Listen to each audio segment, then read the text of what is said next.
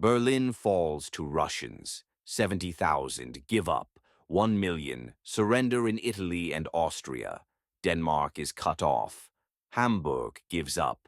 By the Associated Press, May 3, 1945. London, Thursday.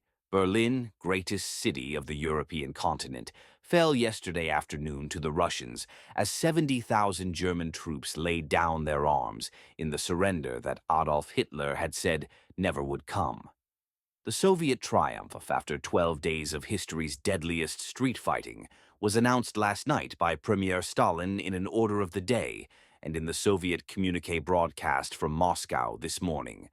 Marshal Stalin first issued an order of the day announcing destruction of the German Ninth Army trapped southeast of Berlin, with the capture of 120,000 of its men and the slaughter of at least 60,000.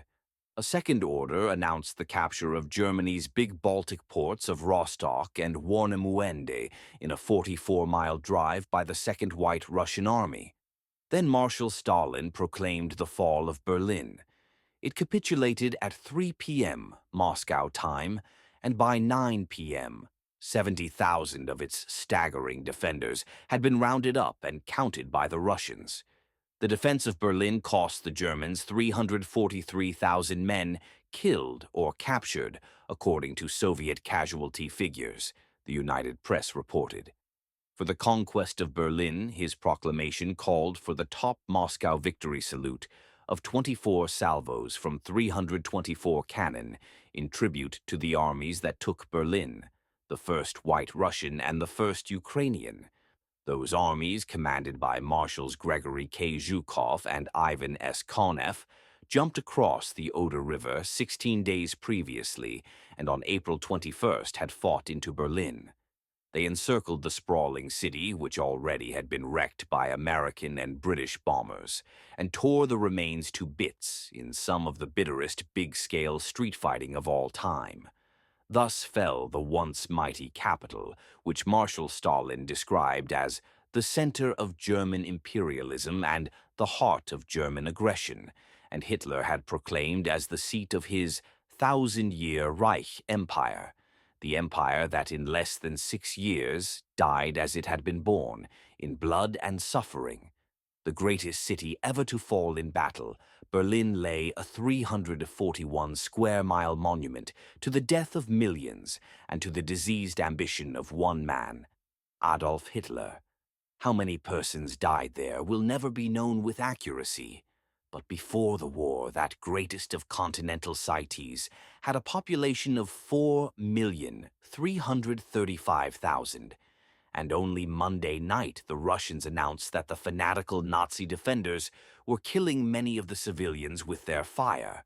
The fury of that defense was everything that Hitler had said it would be, and even Wednesday afternoon his dwindling cohorts had contended over the Hamburg radio that resistance in Berlin was not yet broken, even while admitting that the garrison had been ripped into isolated pockets.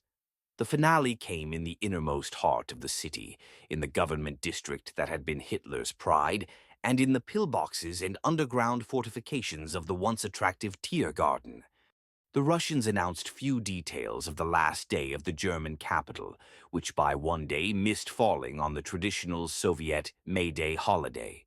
But during the days of siege and isolation, both they and the Germans had told of a gigantic, never-waning conflict that raged in the air, on the rooftops, in houses and in the streets, in cellars and the extensive subway tunnels, a conflict that progressed yard by yard as Nazi fanatics shot any person who even mentioned the words surrender or retreat.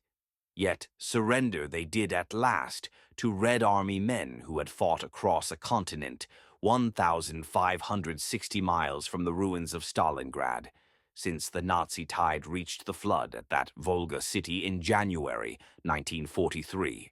Whatever feebly flickering hopes the ragged, hollow-eyed survivors of Berlin may have had of miraculous last-minute salvation were snuffed out when Marshal Stalin announced the destruction of the German Ninth Army, which had been encircled for a week southeast of Berlin and had tried in vain to break back into the capital. Then came the strategically important but less dramatic advance of the Second White Russians along the Baltic coast, taking Rostock and 7 other towns. This placed the Russians only 29 miles from the British, who took the Baltic ports of Lübeck and Wismar. Remaining to the Germans north of the ashes of Berlin was only a twisting, virtually indefensible strip on the Mecklenburg Plain about 30 miles wide and steadily narrowing. The Russian march west from Stralsund and northwest from Demmin swept up Warnemünde, 7 miles north of Rostock, Ribnitz, Marlow, and Baden, east of Rostock, and Teterow and Lager, on the main road southeast of Rostock. A wide and solid link-up of the Eastern and Western Allies all the way north to the Baltic appeared imminent.